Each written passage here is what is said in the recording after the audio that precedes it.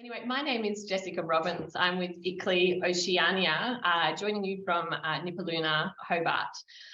So welcome to everyone that's here today. We've got mayors, elected members, staff from local governments, some other guests as well from across Australia, as well as from New Zealand and the Pacific, which is really exciting. So this is our first local government solution exchange, and we are thrilled to have Saul Griffith join us.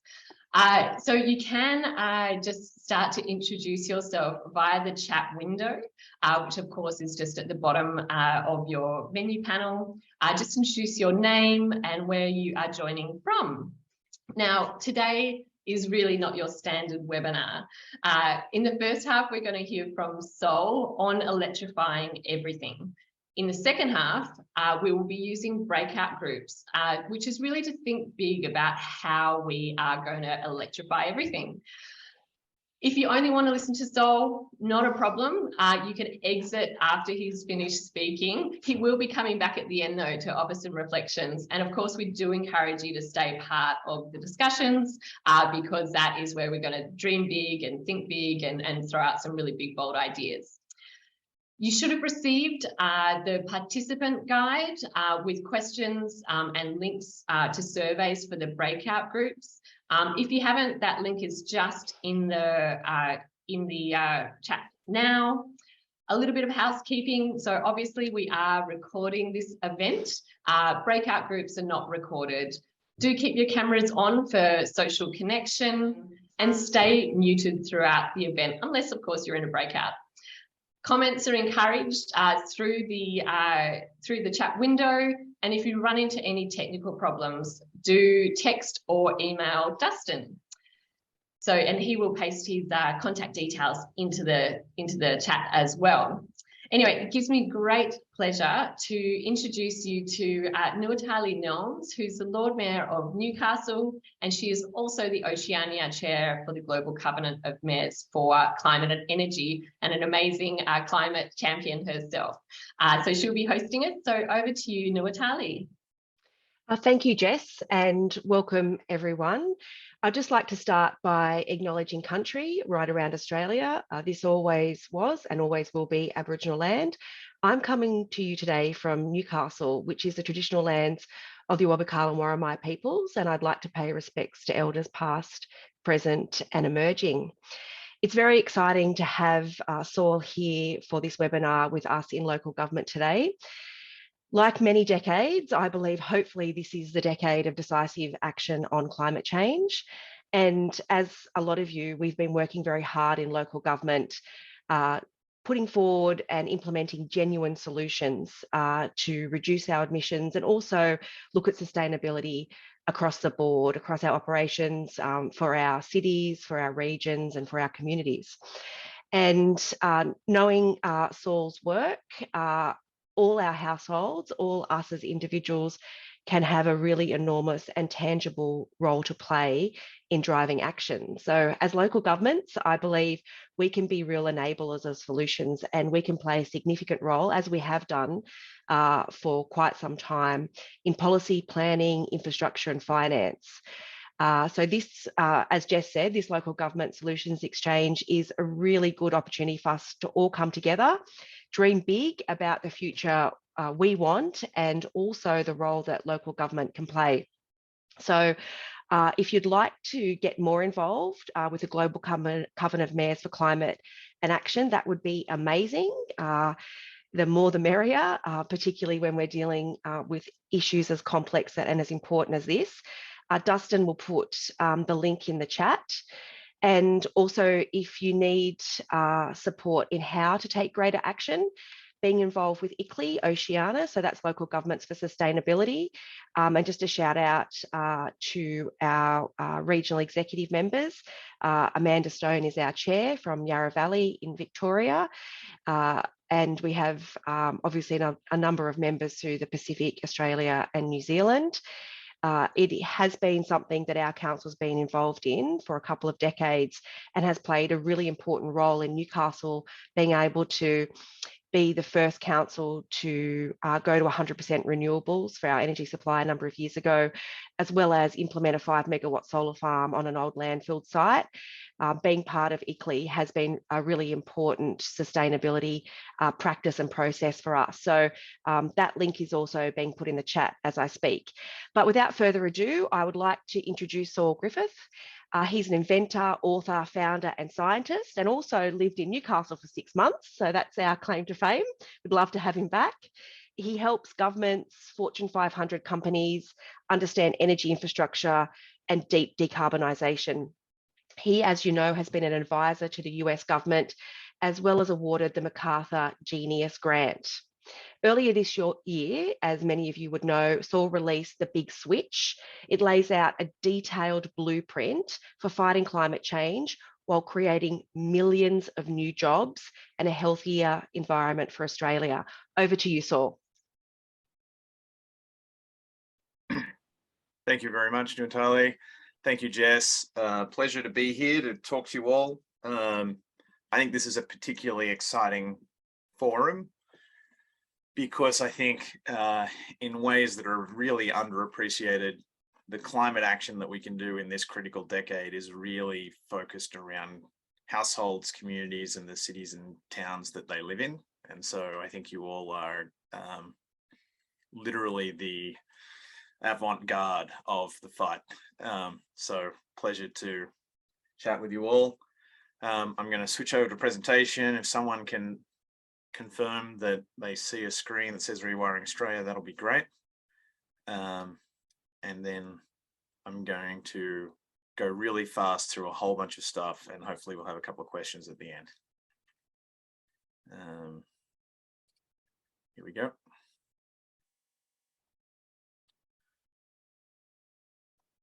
We good? Looks good. Yeah. Okay. Rewiring Australia is an organisation I started last year to help Australia understand the opportunity in electrification and to accelerate the speed at which we, the uptake of electrification of everything as our principal climate strategy.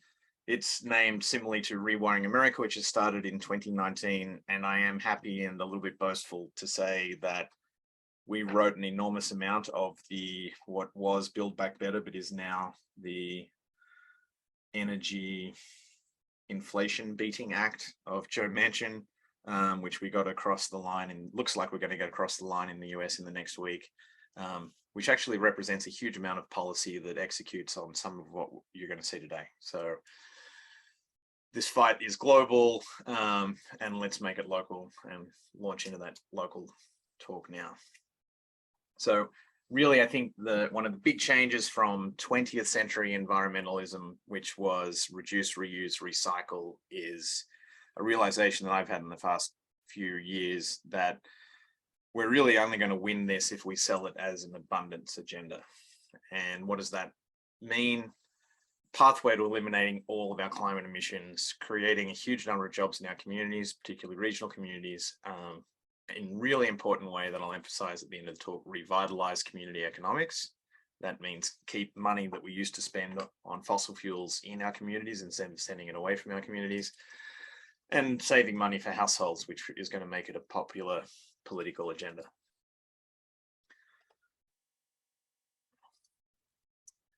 This is a big, complicated chart. This is all of the emissions from the Australian economy. Those things above the dotted line are the emissions that count on us under the IPCC's methodology. Those below the dotted line, they start here, but they get counted for someone else. So when our coal or gas is burned in the US, it goes on their bill, even though it started here. You can further divide this above the line into domestic emissions. So that's things that we do in our domestic economy to service things we'd like to do, like have households drive around, have small businesses, some manufacturing, some construction. The trade emissions is actually emissions that count on Australia's tab, but ultimately end up supporting or manufacturing the products we export. So that's, for example, diesel, pulling a train, carrying coal to port. That's, 60% of our beef and lamb is exported. the emissions from those animals are counted against Australia, but the meat is eaten overseas. So that's what that is. I've color coded these things green, orange, and red. I'm going to focus today on the domestic emissions up here at the top. Green means technologies exist today to eliminate these emissions. That's electric vehicles, that's heat pumps for heating, that's solar installations, that's batteries. Orange things are technologies that are under development. So that's green steel, maybe green hydrogen, that's eliminating emissions from aluminium and from agriculture. Those things are not ready to go today. So they don't, we won't get emissions from those sectors really this decade. And then red, of course, are emissions that can only be eliminated if we are honest with ourselves by stopping the mining and the exporting and the burning and the use of fossil fuels. This color coding is important when we think about emissions in everyday experience. So these are the curves from the IPCC on what we need to do if we're to hit a 1.5 degree target this century. You can really see this is where the 50% emission reductions by 2030 comes from, that we got to get from up here down to here. So we've got to go, those early emission reductions are vital. And if you think about those green, orange, and red labels we had before, that means we have to be doing the things we know how to do now. That's end use electrification, that's deploying renewables. Because I talk in the US also, you can see the word nuclear there, but that's unlikely in Australia. The orange things, we still need a decade to make it work. The technology, that's air travel, beef, agriculture, steel, the things I mentioned. And then drawdown in the latter half of this century is negative emissions. That's the likely timelines. So let's emphasize what we can do today, because that's what we must do now. Even more importantly, this is a realistic way to put the emissions from your community into the perspective of the global emissions. So really, we've got 2 decades, because these are the emissions we can do and know how to do. They got to go now. So 2 decades to eliminate the emissions in your community. In your community, the emissions are the things that we do every day. It's how we heat our water, it's how we cook, it's how we heat our homes, it's what fuels we use to drive our cars, and it's about where we get electricity from. But just to reduce emphasize the urgency, cars last 20 years. So this purple line is what would happen if no one ever bought a petrol car in Australia again. Every time a petrol vehicle retires, it's replaced with an electric vehicle. It would take you 20 years until we're all electric car fleet. Same with water heaters. They last about 10 years. So if we never install a natural gas water heater again, it'll be 2035 before we're all electric for those things. So literally now it's the retirement ages of our machines that need to be hit with a clean electric machine at every single replacement if we're to stay roughly on track for these emission reductions we need this decade to hit our climate targets. That sounds difficult, but I was speaking to an audience where someone came to me after the talk and they said, they'd listened to my talk a few times and they came up with this idea that their family could now pledge their net zero. He actually said net 2025, which I thought was interesting. So they came up with an individual plan. Buy solar now, because as most of you know, solar is now, finance solar on your rooftop is cheaper than electricity you can buy from the grid. So that's already economic, and that will start them saving some money. Then over the next 2 years, they were going to use those savings to electrify the stove in the kitchen and electrify the water heating. That will generate more savings. Batteries are still a little bit expensive, so get a battery in 2024 and then get an electric car in 2025, because in this case, he particularly wanted the new Volkswagen bus that's not going to be in Australia until 2025.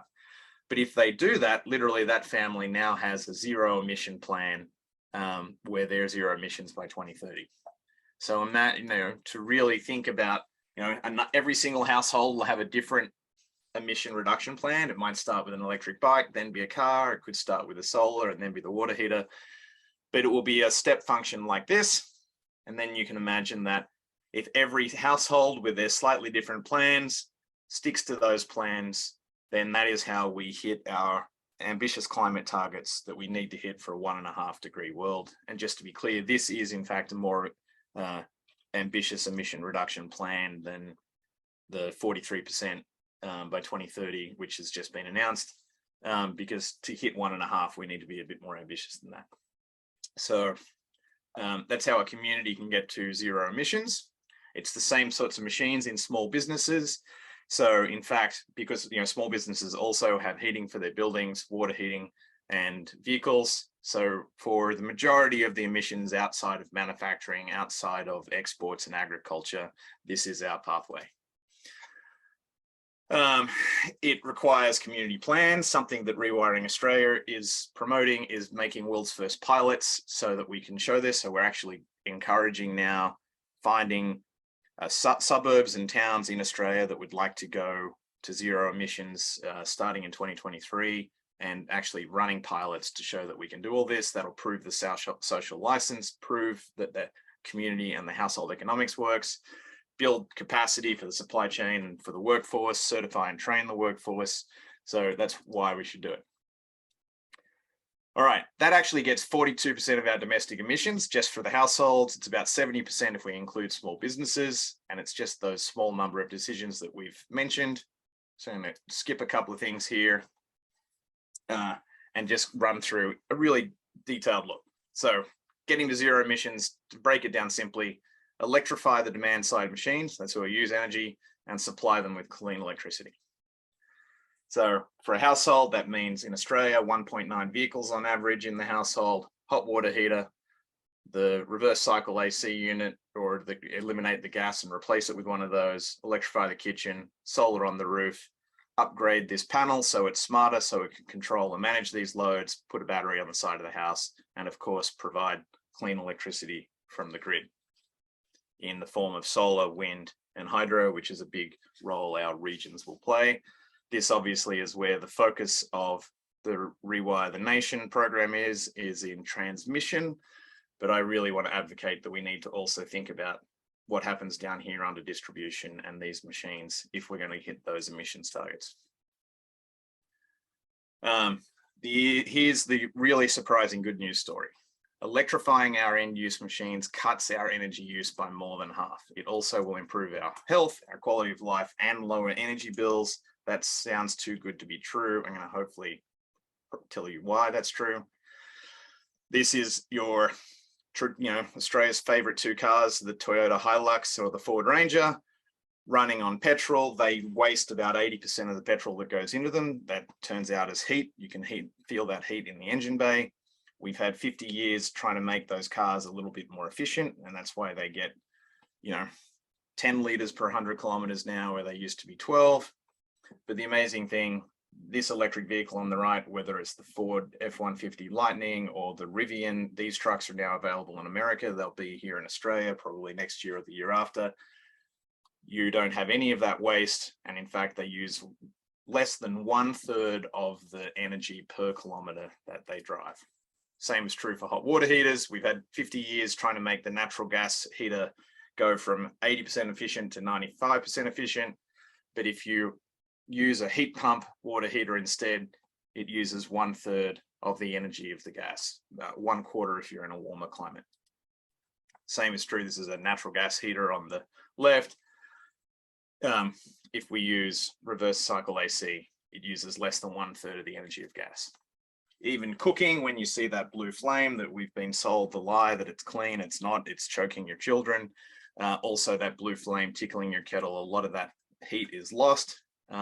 If we go to electric, especially electric induction, you don't lose all of that heat. And so they're about twice as efficient, half the energy of gas for the same cooking. The biggest savings of all, of course, is in how we generate our electricity. This is coal, this is natural gas. In Australia, nearly 80% of the energy that goes into the power plants goes up the smokestack as heat. So this is not actually smoke you see at these facilities. It's usually the steam that's coming off that's trying to cool them down because of all of that waste heat. They have become a little more efficient. Natural gas is a little more efficient than coal. But again, if we go to wind and solar and renewables as the generators of our electricity, that 2/3 of energy that's wasted won't be wasted. And so that's a huge win. Here's how that plays out for the household. This is a typical Australian household today. All of its energy uses is about 102 kilowatt hours a day. The dark grey is diesel, the light grey is petrol. So the majority of the energy used in the household is for driving. Green there is the wood-fired heaters in Tasmania. Purple is propane. The lighter purple is natural gas used for heating our homes. And at the bottom, this blue thing is the current 13 kilowatt hours per day of electricity. And the orange here is the waste heat in generating that electricity. If we look at this new picture on the right, electric car, electric heating, electric water heat, electric cooking, you'll only need 37 kilowatt hours a day, nearly only 1/3 of what it was. Same size car, same size house, same size everything. But our electricity will triple, but our energy will go down by nearly 2/3. We can use that to model the economics. Here's the typical Australian household in 2020, spending about $5,000 a year on energy. 3 of the biggest buckets are for petrol and diesel, about $2,700 a year, $1,700 for electricity, $700 for gas. Because of inflation, because of the war in Ukraine, this will actually go up to close to $7,000 a year this year. You can look at it as a percentage of household spending. The richest 20% of households, it's about 4 to 5%. The poorest 20% of households, it's actually energy insecurity issue. It's about 10% of, it can be as high as 10% of their energy use. Here's the amazing story of the last few decades. This is known as Swanson's law. It initially was known as Ford's law. So every time Ford doubled the number of cars that Ford made, the price dropped by a known amount. It became known as Moore's law. You're right. Remember the period in the 80s and the 90s where every time we doubled the number of computers we made, they got twice as fast and they cost half as much. That's also true of renewables. In fact, every time we double the amount of solar produced in the world, it gets about 22% cheaper. When we double the amount of wind, it gets about 15% cheaper. When we double the amount of electric vehicles or batteries, they get more than 20% cheaper. That means the cost of all of these things is coming down. Sorry about this slide. I'll make it better next time, but we need at least 10 times and maybe 16 times as much of all of these solutions that is currently produced. And so if you use those rates, those learning curves, we can predict that, and this is an astounding statement, to solve climate change by using these technologies, we're going to reduce the cost of all of them by more than half. Given that they're already economically competitive, they're going to be a slam dunk when we're deploying them at scale. You can use those cost models to look at what's the story for the Australian household. Again, here's that $5,000 a year, 2021. The anticipated cost of energy for an Australian household in 2022 this year is $7,000. That's the inflation and Ukraine effect. If you went out today, this probably reflects your experience and you bought 1.9 electric vehicles to replace your Holden and your Ford, you'd have to pay more for them. So what we're actually showing here is that the pink cost is the cost of electricity to run those, but the grey cost is the cost of financing those vehicles that cost more than what you currently have.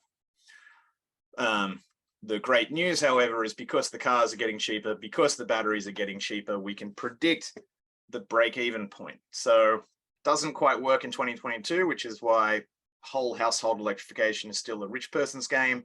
It's a better story in 2023, but by 2024, think about how soon that is. For nearly every Australian household, if they could afford to finance the electric vehicle, finance the solar, finance the batteries, the cost of that, finance the electrification of their appliances and their heating systems, they'll be saving money compared to the $7,000 this year.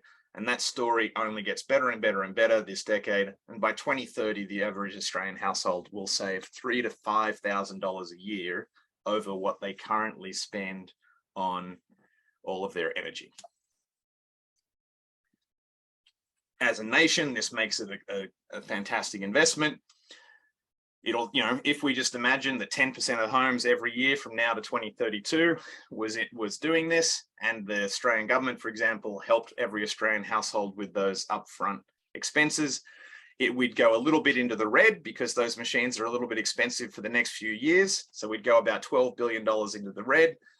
But once we get through 2027, 2028, we will start to save close to $40 billion a year as a nation, and we go heavily into the green. So as a macroeconomic investment argument, this is now an incredibly good news story for Australia. Just to emphasize that in terms of the things that real people do, on last year's petrol prices, driving an average Australian car cost you 12 cents a kilometre. That's closer to 15 or 20 this year.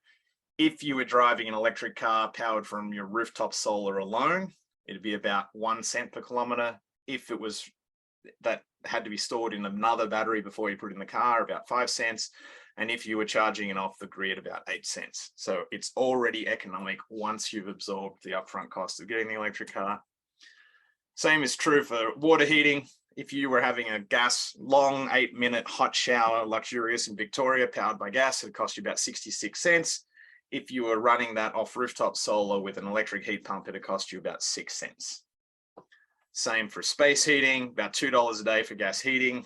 In Victoria, Tasmania, New South Wales, ACT, it'd be about 60 cents to use electric heat pumps provided with solar and battery. So all of these savings add up. Even just boiling a cup of tea, 9 cents with gas, 6 cents off the current electricity grid, 1 cent if you had finance solar on your roof and you were running your kettle off your solar. So the macroeconomic picture looks great. The unit economics of just running the machines looks great, but I really want to emphasize for this group in particular what this looks like in a community. So this is a bit of storytelling. This is a suburb that I live in. It's called Oceania. It's about an hour south of Sydney. There's about 20 minutes north of Wollongong. It turns out it's actually pretty typical of the average Australian suburb. It has 2,500 people living in it. You can see the statistics, average age 41, 700 families, 1,300 school-aged children, 1,000 households, 2.7 people per house, 1.9 cars per house. So pretty typical, little higher on the economic spectrum, but not super high. It's in the postcode of 2515, which includes these 6 suburbs. Again, very average. It's about 4,500 households or dwellings in that area. For those of you without a great background in electricity, it's also useful to illustrate what's going on. So all of the houses in our postcode are serviced by Wombara Zone Substation. You've probably seen a machine that's a bit ugly, looks like this bottom right-hand corner, usually situated by the railway line or in the industrial park. The electricity comes from the regions through these big trunk transmission lines, gets to Wombara Zone Substation, and then the very high voltages is converted to 11,000 volts. Those 11,000 volts goes over the 3 lines on the top of the utility poles and is converted to 240 volt to get delivered to the house. So there it comes. Most of it's provided from coal today. It will be from renewables in the future. Underneath that zone substation, they have what's called strings in a very typical string. So actually Wombara and my area is very normal. There's 4,000 to 5,000 households on 4 to 5 strings underneath that substation. If you look at the electricity load in Wombara last year, it's about 4 megawatts in winter. It's about 2 megawatts in summer. You can actually see the temperature variations. Super hot day here, the air conditioning goes up, electricity goes up. Super cold days here in August and September, the heaters go on, you can see the electricity go up, you can see the variation. But remember that I told you when we electrify all the machines, we're going to, nearly triple the amount of electricity. This is what it means. So there's that historic data, the black line. If we just electrify the cooking and the water heating, it's that yellow line. 1 car per household, it's that orange line. 2 cars per household, it's that red line. So about 250% increase in the electricity demand needs to go over the lines. There's actually enough room on the lines to support that. Now, another thing, remember where we're going to get that in the future. It's going to be rooftop solar. It's going to come from the regions. And we're going to, in our case, probably have some offshore wind down here off Wollongong. But The really important point to emphasize is that we know that financed rooftop solar in Australia costs you about 5 or 6 cents per kilowatt hour. Just the cost of distribution and transmission. So if you could produce this wind energy or solar energy for free out here in our regions, it's going to cost 12 to 15 cents to get it to a household in our town. That really means that now and forevermore, the cheapest component of your electricity bill will be that is generated on your rooftop or within your community. And then it doesn't say that we should island or isolate those communities. We should still connect them to the larger grid because we'll all help each other balance the grid. But it means the best economic outcome for a community is to maximize the rooftop and community solar. And here's an extraordinary story. So the University of New South Wales, Australian Photovoltaic Institute does an estimate by postcode. So you can see it in the fine print here, 2515, that same postcode we're talking about, has a technical capacity, if we put solar on every roof, of 74 gigawatt hours per year. If we electrified everything in Austin, all the cars, all the houses, we only need 55 gigawatt hours a year. Outside of our high density cities, this is true of nearly every Australian suburban town. There's enough capacity on our rooftops and in our communities to generate the majority of the energy we need. I'm going to skip a couple of things and go to what I think is the really important point for this meeting of people. Most communities will be able to produce the majority of their energy, and the cheapest will be the rooftop solar, the community solar. So what does that look like for a household first?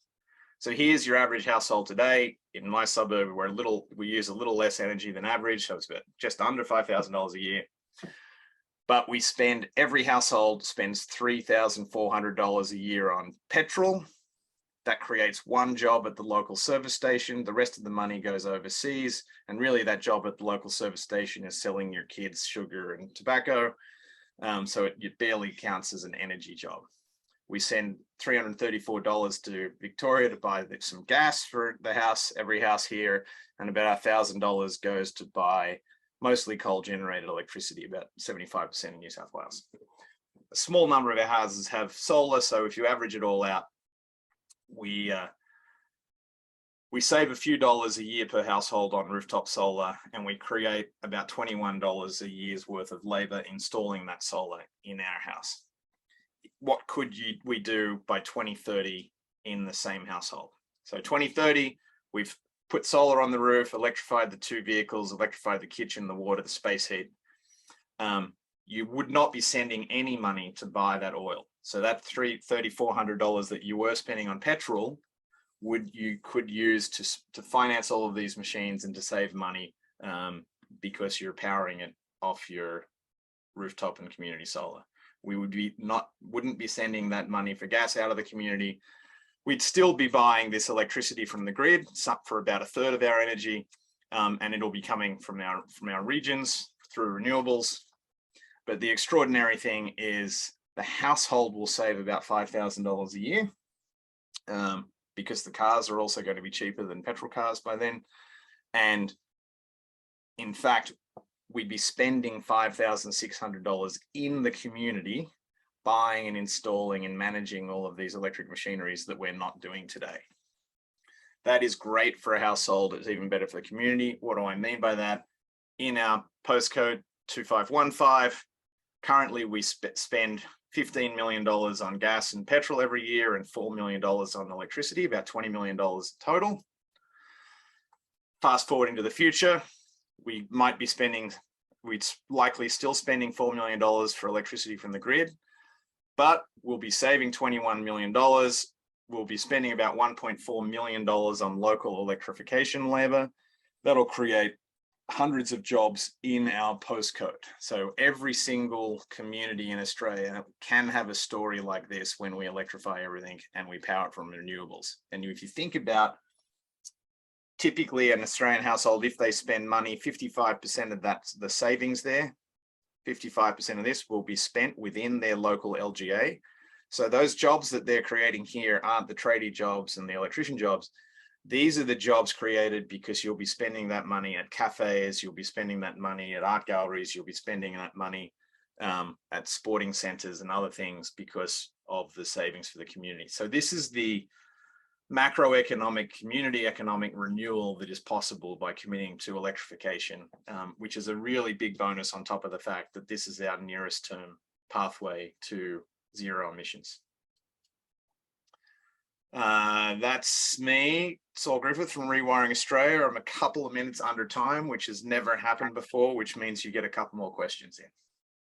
That is incredible, Saul. Thank you so much. It's just inspiring to hear just the amount of work that you've managed to synthesize this to show, yeah, really how the households and individuals have such a massive role to play. So we have had a few questions in the chat. So a few of them are really coming up around what about the waste from batteries, turbines, solar panels? You know, there's going to be millions used. So how are they? How are those negative impacts negated? Just wondering if I have a slide to show. I can tell you the following. First thing is you've got to compare apples with apples. So today, for an individual Australian to live their current lifestyle, they burn about 6,000 kilograms of fossil fuels. So 6 tons of fossil fuels is mined, transported across the country and burned on their behalf, and then it is waste in the atmosphere. Because it mixes with oxygen when it's burned, it creates about 20 or about 16,000 kilograms of CO2, which we just, you know, we put all that in the atmosphere and we sort of don't see it, so we don't think that that's happened. If we took that all electric Australian lifestyle that I just showed you,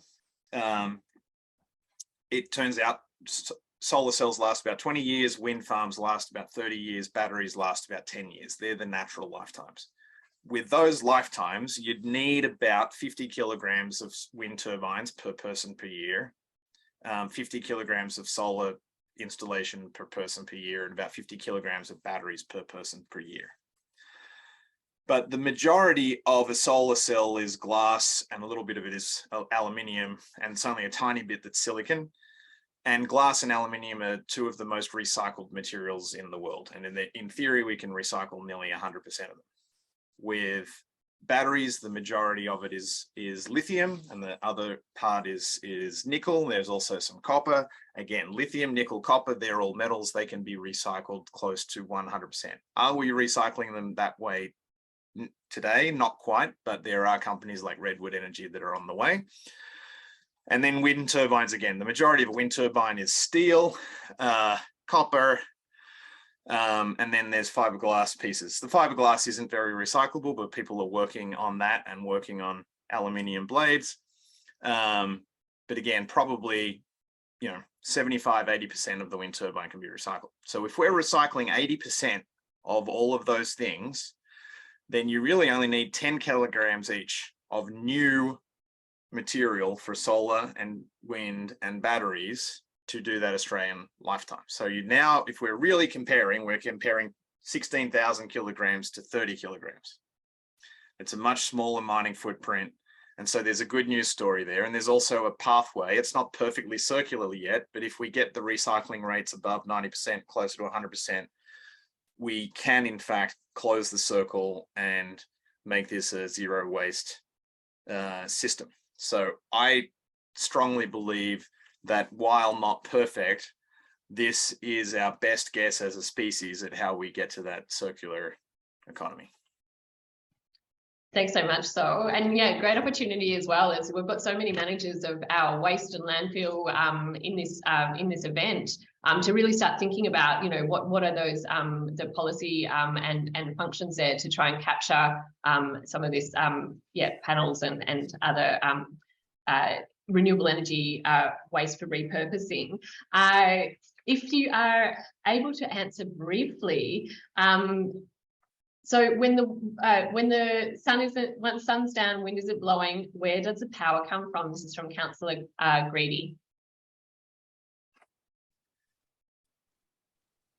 So the good news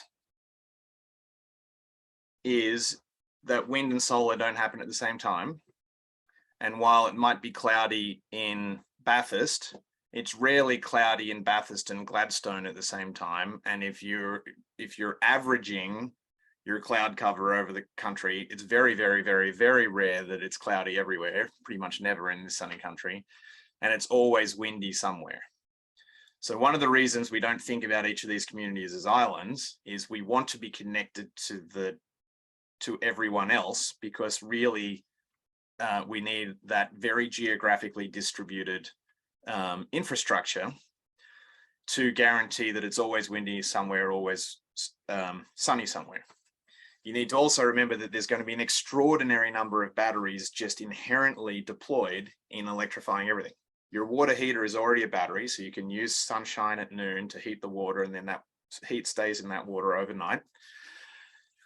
If we electrify the 20 million vehicles in Australia, they will be a battery that's 4 to 6 times larger than the Snowy Hydro project. So the biggest battery in Australia will be our vehicles. The second biggest battery will be the heating and electric systems in our homes. The third biggest battery will be the Snowy Hydro and other pumped hydro we do.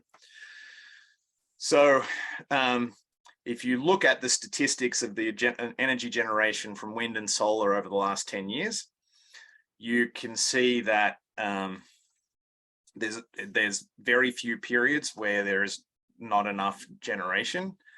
In fact, if you just ask yourself the question, well, what if we had a little bit more of everything? So don't think about 100% renewables, think about more than 100%. How much do you need to make sure that there's always wind and always solar somewhere that's stored in our batteries and does it? And if we over-generate our electricity by about 120%, that actually pretty much guarantees that we will always have the energy we need. Combine that with what we have in Snowy Hydro and other stationary batteries, and I don't lose any sleep that we won't be able to balance the whole system.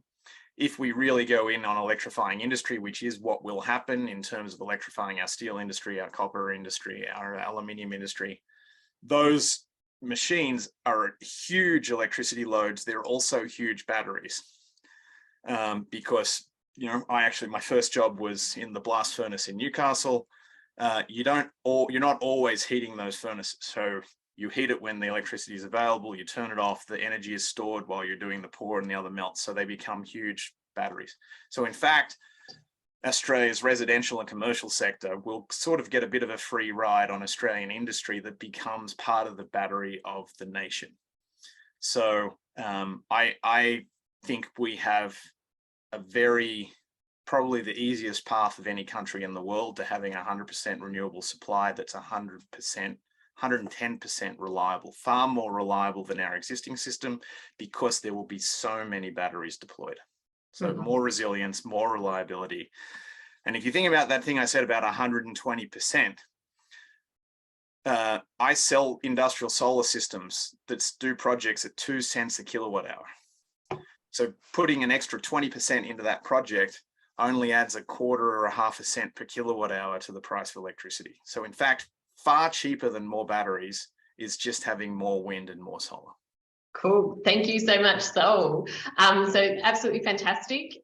What we're going to do now is move into, there's a number of questions popping up, etc. So we really want to have an opportunity for you to connect and share with each other, so we can start thinking, particularly right now in this initial breakout group, what is already happening around us to electrify our households and communities. So you'll briefly go into groups of 2. So just quickly introduce yourself and share an example of good news stories helping to electrify your community. So of course, do be kind and respectful, dream big and bold, and have fun. Please just feel free to type into the chat window now a few of those good news stories that you just had shared. Awesome, Lex, a lot of work in Toowoomba on capturing methane, partnering with a company to generate electricity, which is powering powering one of the wastewater treatment plants. Fantastic. So for Dorothy Robbins, my namesake, New England will be host to a very large renewable energy zone. that will generate enough electricity to power a few million homes. Tassie, of course, my hometown, we're already more than 100% renewable. We also have a group formed, which is Electrify Tasmania. Steve Gawler, Shire of Denmark in WA, doing some exciting renewable partner projects, which is fantastic. And we have Mayor Sandra Burscher, who are doing public power agreements for all council operations, halved emissions, saved money, and creating jobs. Amazing work there. And Corinne, we have Marindini Shire have signed up to a VCO, fully renewable energy, for the whole of the Shire. Just absolutely fantastic just to see how these pieces are starting to really shape our fully electrified suburbs and communities to really make this a reality. We've got Sutherland Shire who also and Greater Shepparton have taken a leadership role in climate action. Community group is in one of the towns driving net zero 2030. Absolutely fantastic work to everyone. So keep those chat going. Now, we're going to move on to the second breakout group. You will have a bit longer in your time, a bit longer to chat. So in this one, we're really going to focus on that. How do we make this happen? So we've got a huge amount of good news stories. The question is how? In groups of 4 to 5 people, you will have 20 minutes, around about 4 to 5 minutes per person, depending on the number in the group. There is a separate survey link that Dustin will just pop into the chat now. So make sure that everyone has that open so that we can capture what is being said and those highlights from the discussions. We will summarize this after the event so that we just have a bit of a touch base of what you've said. Now, when you enter into these breakout groups, really good idea to appoint someone as a recorder just to take a few notes. The other person, one person should also be allocated as a timekeeper just to keep things on track. The questions that you will discuss are, if you could have one wish, anything at all, to electrify your community, what would it be? The second is, what is one big, bold action you would love to see happen to electrify your community? So this is a bit of a chance to take your normal work hat off, to think really freely without constraints of budget, time, and those sorts of things, but to think really big, think bold, have fun with it, and just consider what this could really look like. So at the moment, we've got Kent, requirement for new development and infill development to provide renewable energy sources. Lex, ban fossil fuel advertising. Yep, fantastic. Education and promotion on electric cooking. More public charging points for EVs and e-bikes. Really great suggestion from Stephen. Are there any other suggestions about wishes or big, bold actions that you would like to have taken? Please do share them now. Brad, you've got to go to another meeting. Not a problem at all. I will actually just hand over to Saul then. It would be great to hear from you, Saul, like what you've thought of the event. What's one action that you would like to take moving forward?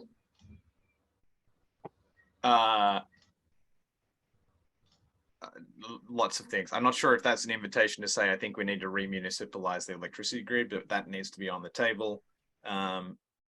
I think we also need an organization. I'm trying to fund it philanthropically. It'd be better if we got federal and state funds to do it. We need to have electrification expert or ambassador in every community in Australia.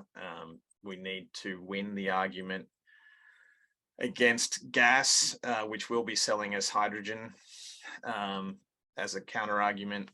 There's not a technical basis, and there's definitely not an economic basis for that argument. We have to win that because that's a strong headwind. So if we collectively, I think there's people on this call who should be able to help build the right organization to help all of you go on this journey with your communities. Let's do that together. And let's understand that the majority of the cost of energy at retail for consumers is actually regulatory burden, whether that's in the form of building codes that increase the cost of installing the stove, or whether that, the structure of the distribution, transmission, grid operator relationship. We need to fix all of those things. We will not succeed in electrifying Australia in a way that's good for the household unless we gut the process around AER and AEMO and the ESB. So that literally is the rule structure of the electricity grid. Doesn't have a community or a household representative in it. So we are still writing the rules for the electricity grid for large point source operators like coal, and we're not writing it for the future, which is millions of solar generators, millions of electric vehicles. So we have to fix those things, and I need all of your help because it is a political bun fight. Excellent. Thank you so much, Saul. Over to you, Lord Mayor Nuatali now. I just wanted to take the opportunity to thank you, Jess, and the team at ICLEI for organising this forum, as well as Better Futures Australia, and also take the opportunity to thank Saul for his wonderful insights. I think it's a really good opportunity that the benefit of, one of the only benefits of being in a pandemic for a few years, is we have found a way to be able to connect large groups of people online like this in a much better forum. And I think this is one of the ways that local government can actually work together, share information, because there are so many, there's like 560 councils throughout Australia. A lot of us are doing a lot of work individually, but connecting that individual work in each of our regions or cities and towns, and then being able to be united in representing our community's wishes, which is around taking real action on climate change and decarbonising our cities and towns. We need to be able to be doing it together, because doing it alone is very difficult. And I know a lot of us have taken significant steps, but if we can take anything away from today, is that we're all united in this path. And I think should be another opportunity for us to come together and get into some of the details where this is very big picture. And I really appreciate Saul's expertise in this area and laying out a blueprint that we can follow.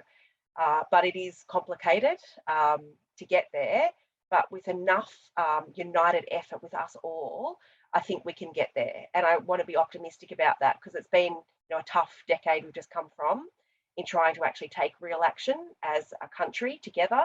So I hope that this is the first of many opportunities for us to connect with ICLEI, Global Covenant of Mayors, and with everyone in local government and Better Futures Australia, and tap into the expertise that Saul and others like him have in our own communities.